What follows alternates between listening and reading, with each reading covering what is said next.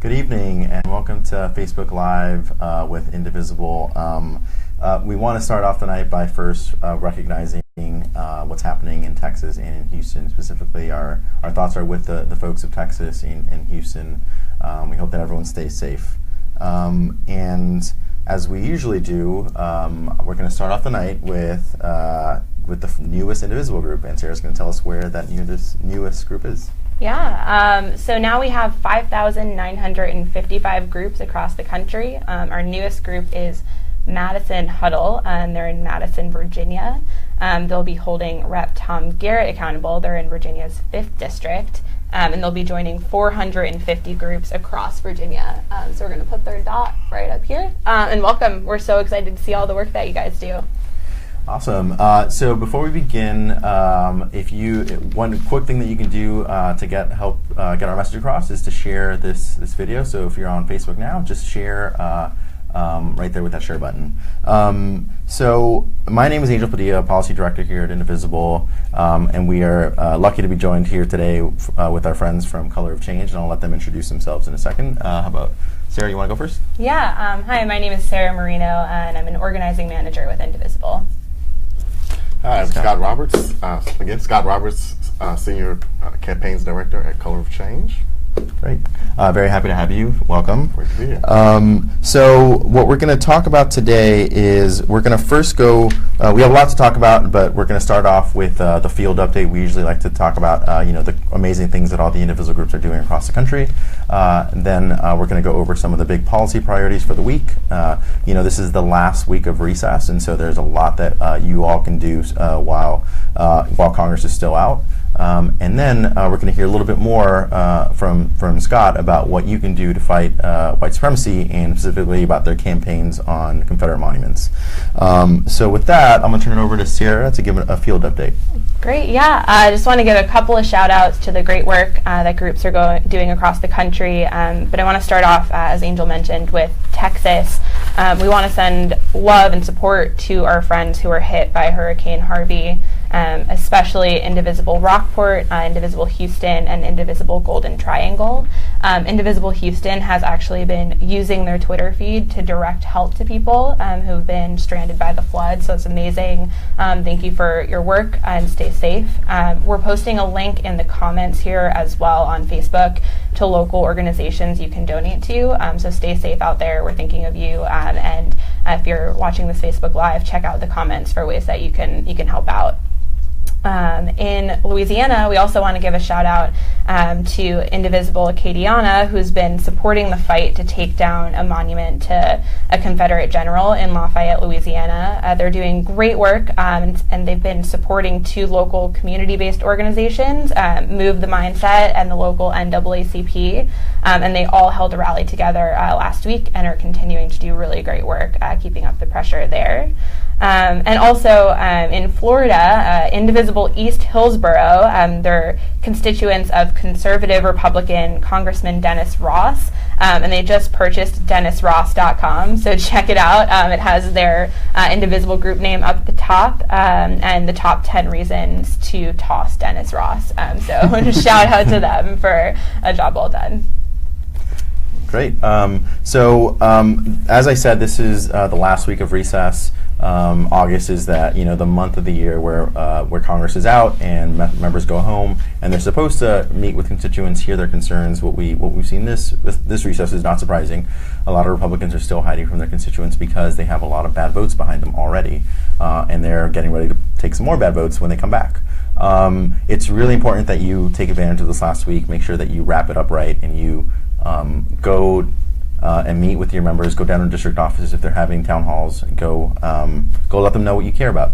But I do want to give a quick recap about what we saw last week, because it was a really, really terrible week. If you really care about resisting the Trump agenda, and if you really care about your communities and your friends and neighbors, I'm just going to quickly recap all the terrible things that we saw last week, because these are all really, really big, and some of these were just all dumped on Friday in what people in DC called a Friday news dump.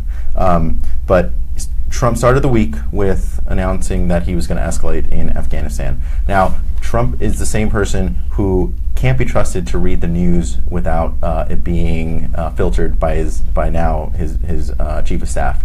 And yet he's announced that he's going to escalate in Afghanistan. So we don't expect that to end well. We expect it to be a catastrophe because Donald Trump cannot be trusted with our military, basically.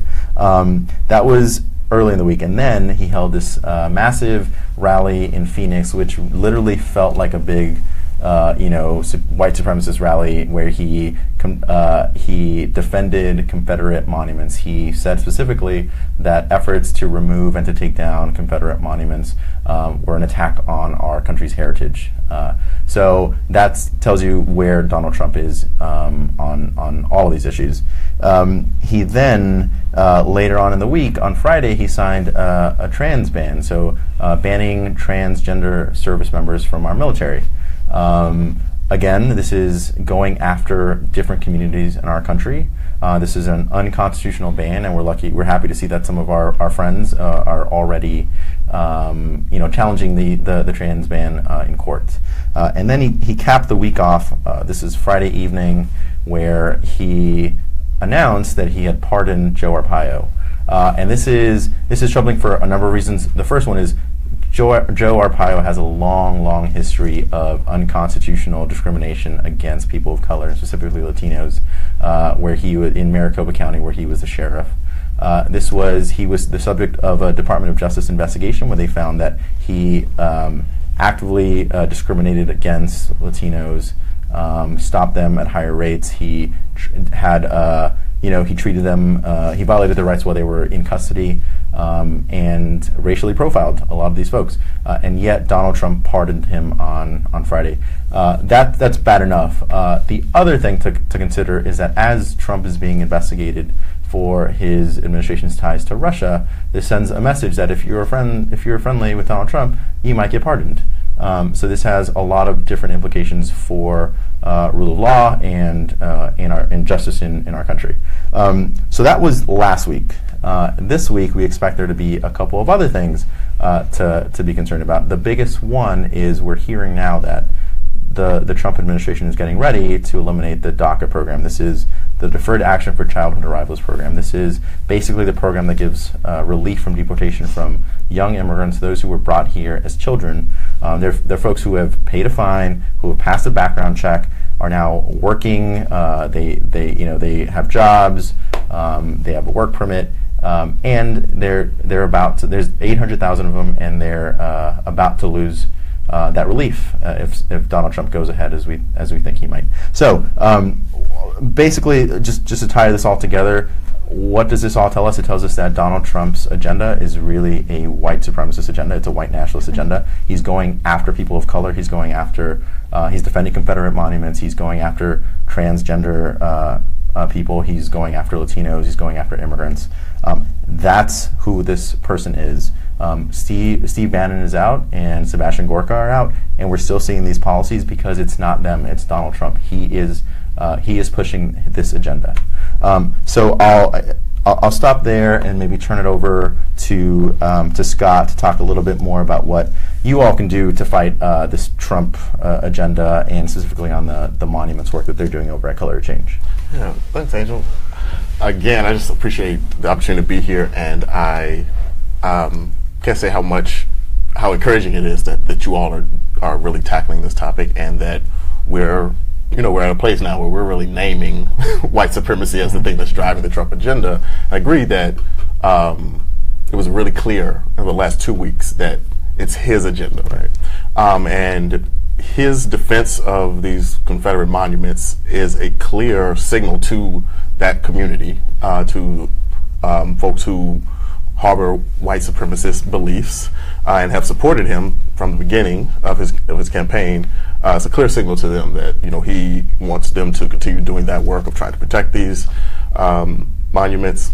And I would like to center the work that we've been doing on the monuments in some of the history of that work. But first, just talk about its relationship to white supremacy. So. White supremacy is a system, and it pervades our society, right? It shows up in our economic system, our political system. But there's also a less tangible thing where there's the storytelling of who we are as a country. But one of the most dangerous things about white supremacy is the normalization of it, right? That it becomes normal to celebrate the generals who led the fight to maintain slavery, to fly a Confederate flag above state capitals in states in the United States. And white supremacy privileges some communities over others. It says not some. It says that white people in communities are privy to privileges and powers that other communities aren't. And you see that play out with the Confederate statues, and that the so-called historical value of those is weighed above the trauma it causes to black communities in particular. The work for us started with the Dylann Roof campaign. Not campaign, but the Dylann Roof's killing of folks in Mother Emanuel in South Carolina. And at that moment, we started pushing to take down some of the statues, and certainly the flags, including the one that was flying in the South Carolina Capitol, which Bree Newsom climbed the flag and took it down herself. And then later on, they voted to remove it. So that work really continued for us during this period.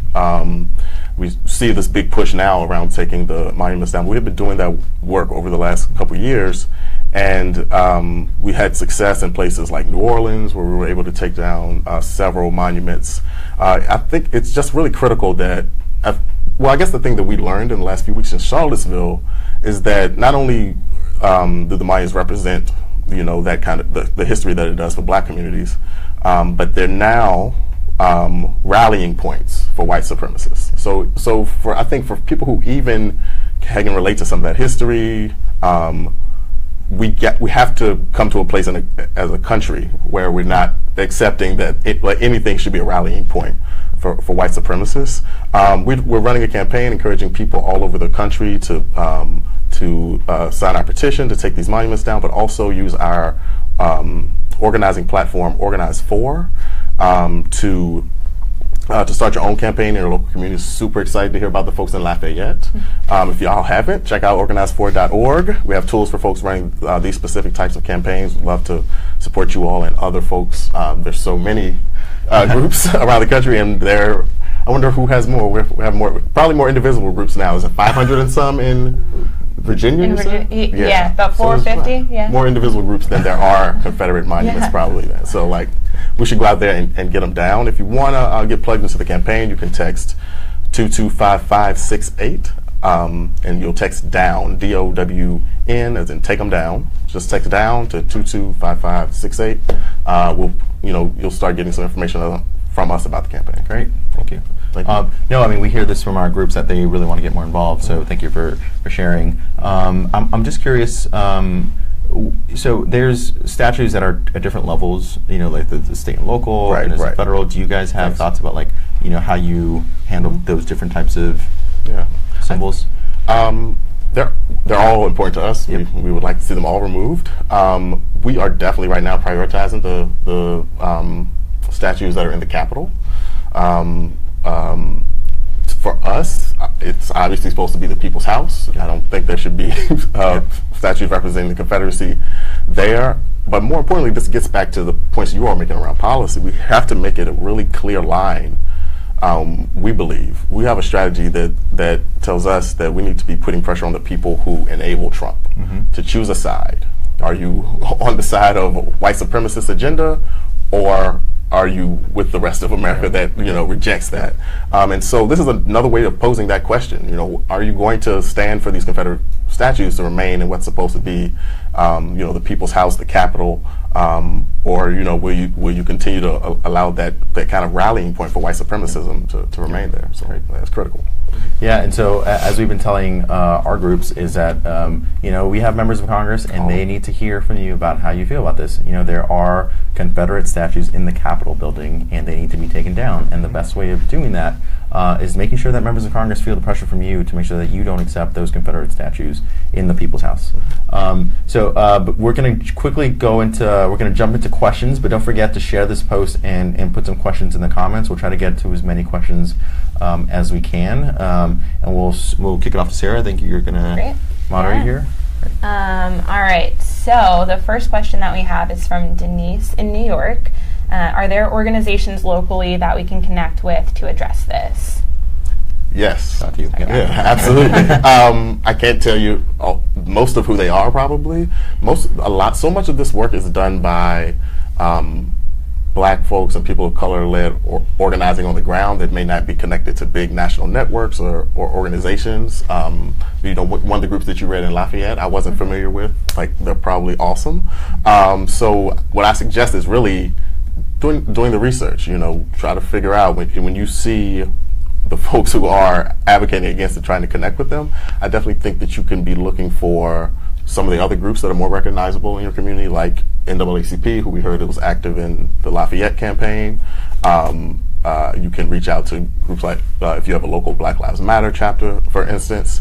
A lot of those groups are engaging in campaigns around the statues. But yeah, I think if you're following the news around it, you can probably figure out who is doing that advocacy. And I think the other thing to look for is who are the folks who are also pushing the alternatives. One thing I wanted to flag about the congressional piece is that there are Confederate statues in the Capitol that are there, and it's determined by the members of Congress where it's going to be there, and really leadership. There's also 100 statues in the Capitol from the states. Each state has 2 of these statues. I think it's the Hall of something or another. Yeah. But some of those are Confederate as well. So I wish I knew what the states were off the top of my head, but you should check out which ones you have. I remember I was a part of a campaign that tried to replace one of the Maryland statues with Harriet Tubman, which was rejected by the Maryland legislature, but there's also state legislatures that can make decisions on this stuff too. Yeah, no, there's it's in Statuary Hall is where they have all those statues, and Scott's right. So the states can pick; they get 2, and a lot of those are Confederate statues. And so there's really there's 2 efforts. I know that there's some members of Congress and senators who are working on a bill that would basically ban Confederate statues, which hasn't been introduced yet, but will once we get back into session. The other way, though, the more important way, I think, is your energy, right? Because if members of Congress, senators feel pressure from all of you to get rid of those statues, they're going to get rid of them. That's what we've seen so far. Is that kind of grassroots energy is what's going to make the difference. Sorry. Great. Yeah, and I would just throw in on our website, indivisible.org, we have some new toolkits. Specifically, there's one on how to build inclusive partnerships. So those are some great tips, great organizations to try, but we also have a few more guidelines in there as well. A lot of groups have been doing this work before maybe you even had your first meeting as an Indivisible group. So be respectful of the work they're doing, reach out and see how you can be supportive. Yeah, and actually that's a good flag. Do you want to talk a little bit about the toolkit about fighting white supremacy? Yeah, sure. We have a few new toolkits on the website. We have one on building inclusive partnerships. We have one on just how to be inclusive generally, and then on fighting white supremacy in your communities. And I think we've gone through a lot of that already. So really just think about reaching out to groups in your communities that have been doing this work already. Great. So now we're going to go to Alice in Virginia. Do you think things will get better now that Steve Bannon and Gorka are out of the White House? I can start this, and others have other thoughts. So look. It's good that Steve Bannon and Sebastian Gorka are out. These were alt-right white supremacists. They were extreme. They were dangerous, and we saw that reflected in the policies that we got over the first 7 months of this administration. That doesn't mean that it's going to fix the problem. The fact that we're still seeing some of these harmful white supremacist policies coming out of this administration, even after they've left, means that the problem really isn't Gorka or Bannon. This is part of the Trump agenda. This is what he believes. This is who he is. And so as long as he's in office, we're going to get these kinds of policies. But a larger point is that we've seen a lot of this already. Our country has a long history of this kind of stuff happening, and it's because there are structural problems, structural racism that we've had to deal with, and a lot of people still don't like to acknowledge that this exists. And so there's a lot more that we need to fix in order to solve some of these problems. Sorry, go ahead. No, go for it. Yeah, I anticipated the Bannon Gorka question because I think it was a question for a lot of folks, including folks who I work with at Color of Change, who trying to get a read for what it meant. My analysis is that it's not that much about white supremacy. They were also kind of outside of the norm on foreign policy, and now we see that the generals are kind of running the show, so I think they got a little more isolated. But they're also outsiders. They're the most vulnerable people in Trump's administration in Washington. You know what I mean? The way that you could tell that not that much has changed, and that, for instance, Republicans in Congress are not all the way there, is that, for instance, Jeff Sessions is still the Attorney General of the United States, right? So I mean, when someone was roundly rejected from being a judge for basically holding white supremacist views, now he's the AG and he's implementing a pretty clearly white supremacist agenda. I'm not sure if in your policy update you mentioned the return of the 1033 program today from Jeff Sessions. Jeff Sessions addressed the Fraternal Order of Police today, which is the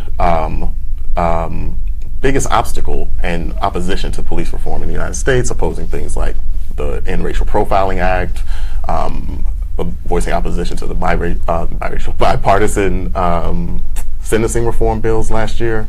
Today he announced that they would be reinstituting the 1033 program, which is the program that was repealed post-Ferguson. It's the program that transfers military-grade equipment to local police departments. It was really roundly rejected even by a lot of Republicans post-Ferguson after the way we saw those police departments show up.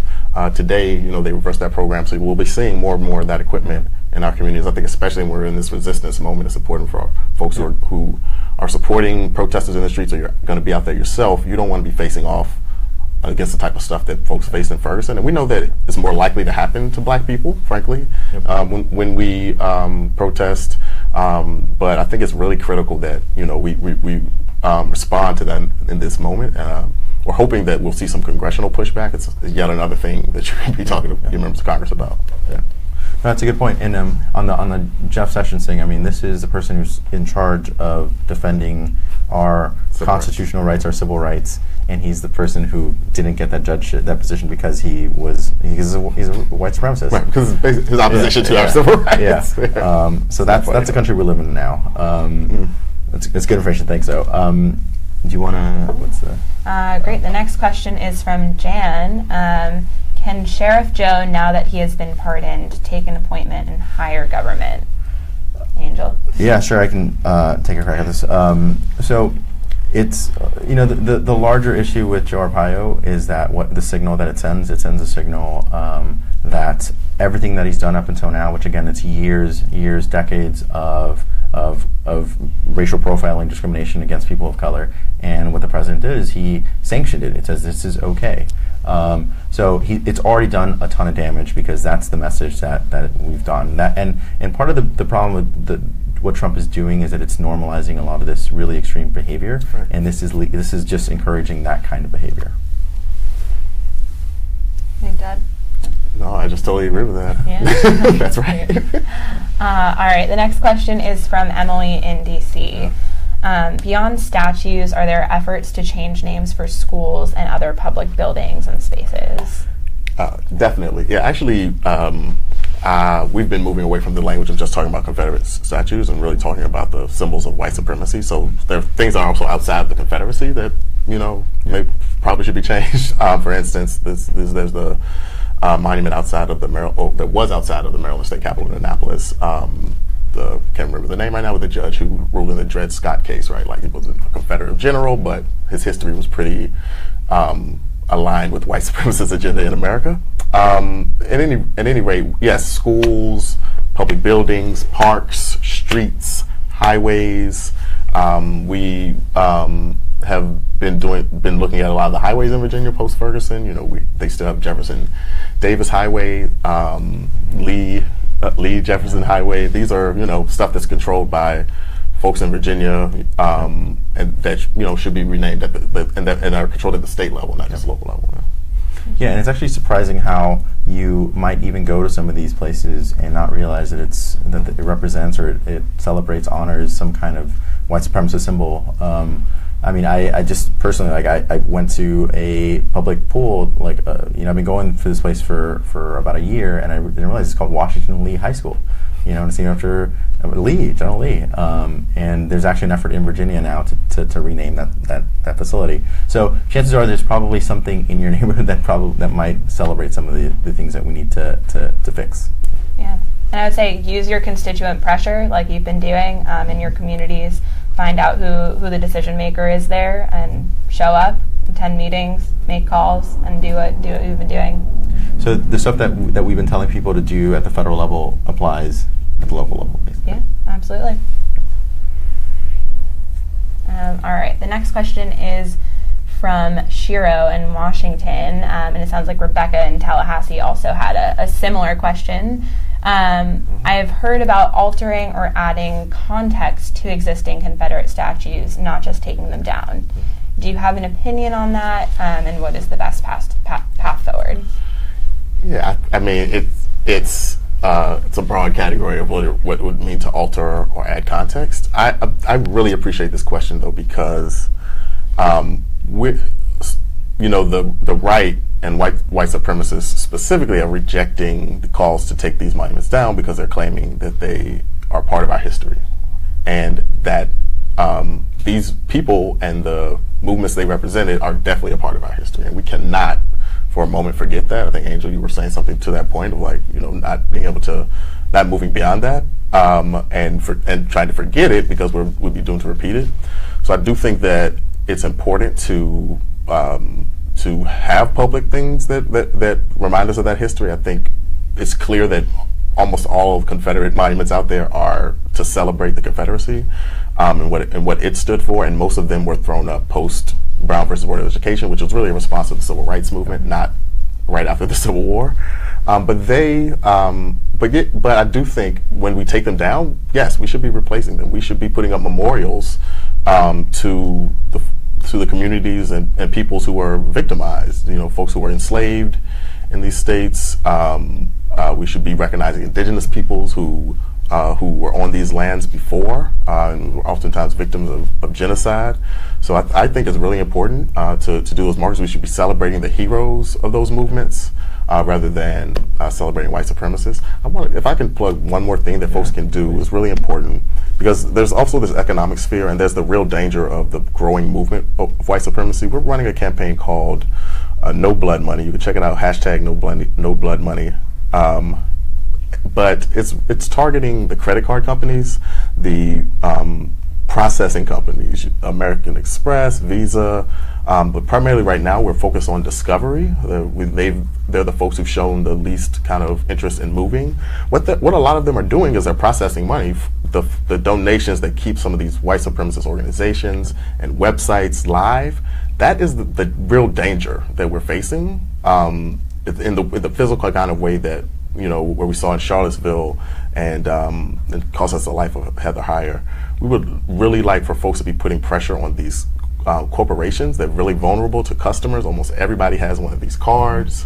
And so if you text that same number, but this time text BLOOD, BLOOD, to 225568, we can let you know how you can start putting that type of pressure on these corporations as well, not to enable white supremacist organizing. That's a good point. Thanks for the time. Yeah. Just one last point I want to add to the question, though, is it's important that you don't let your members of Congress, or you don't let your local elected leaders hide behind this argument of this is part of our history, this is part of our culture, this is part of our heritage. That's a cop-out. It's a way for them not to address the underlying issue. And as Scott was saying, is these are still honoring and celebrating just a terrible, nasty part of our history, and so we should be honoring those who deserve to be honored. So I think there's probably time for one more question here. We're going to go. Oh, sorry. Oh, it's okay. All right, we're going to go to Greg in Nevada. Many of these statues are in local parks. What can Congress do, if anything, about these? Yeah, I think this is one of the points that we've been trying to make throughout. There are literally at every level of government, there are targets, people to pressure around different Confederate statues, other symbols like schools, parks, streets that we were talking about before.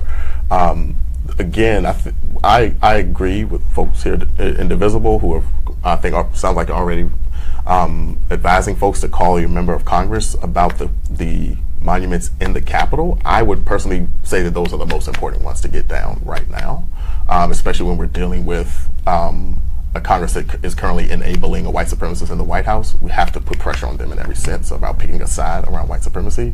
It's not enough to take the statues down, but they need to feel that pressure, and we need to build that momentum in order to, to really isolate Trump, I think. Okay. Yep. And just one last point. I think we're just about at time. I do just want to, well, first, thank you to Scott from Color of Change for coming by, and it's great. Thank you for being here. And thanks for all of you for joining. One last point I just want to make is because the way that we described what happened last week, I mean, you just need to stay engaged, right? It's not letting these elected officials get away with not doing something about it. And if it's the transgender ban, I mean, there are groups like the National Center for Transgender Equality that's working on these issues. There's also Color of Change is working on the monuments and white supremacist symbols. But there are a ton of organizations working on these issues. If you care about immigrants, there's United We Dream and National Immigration Law Center. Check out all these organizations because they are working to defend all of our communities. So with that, I guess good night. Thanks for joining. Okay. Thank you. Thank you all.